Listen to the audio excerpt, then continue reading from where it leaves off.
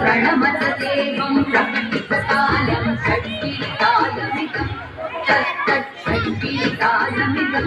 तत्तत् षड्वितालमिदं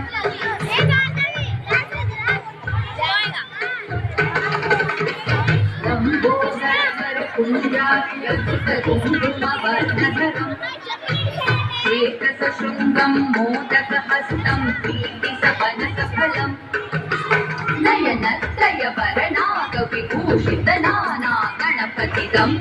तत्तत् नयनत्रयवरणागविभूषितनानागणपतिदं तत्तत् नानागणपतिदं